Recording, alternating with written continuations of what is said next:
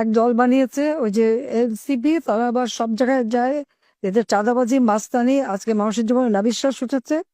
এবং আজকে গোপালগঞ্জে যে তাদের ন্যাক্কারজনক ঘটনা ঘটলো, তো এদের কারণে আজকে প্রায় 60-70টা প্রাণ ঝরে গেল। তো আরো যারা আহত তাদের অবস্থা খুব আশঙ্কাজনক। ধারণা করা হচ্ছে যে 15 জনের মতো বোধহয় মৃত্যুবরণ করবে। আমি এর তীব্র প্রতিবাদ জানাচ্ছি। এবং সারা বাংলাদেশে আমাদের যারা গণতন্ত্র এবং স্বাধীনতা বিশ্বাস করে, যারা মানুষের অধিকারে বিশ্বাস করে, যারা গণতন্ত্রে বিশ্বাস করে, প্রত্যেককে আমি অনুরোধ করবো যে এই দুঃশাসনের অবসান ঘটানোর জন্য আজকে ছাত্র হত্যা, এই ছাত্র হত্যা করে আজকে ইউনূসের হাত ছাত্রদের রক্তে রঞ্জিত এবং তাদের আন্দোলনের নামে যারা জীবন দিয়েছে সবগুলি হচ্ছে ইউনূসের মেটিকুলাসলি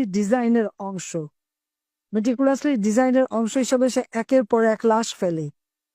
আজকে যদি আমি প্রশ্ন করি, এই যে আবু সাঈদের হত্যা নিয়ে এত কথা টেলিভিশন আপনি দেখলেন, বুক পেটে দিল, তাকে গুলি করা হলো, তার পোস্টমর্টম বা ফরেনসিক করা হয় না কেন? সেটা করা হলে দেখা যাবে যেগুলি পরিকল্পিত হত্যাকাণ্ড। শুধু ক্ষমতায় গেলে লাশ ফেললেও সরকার পড়বে।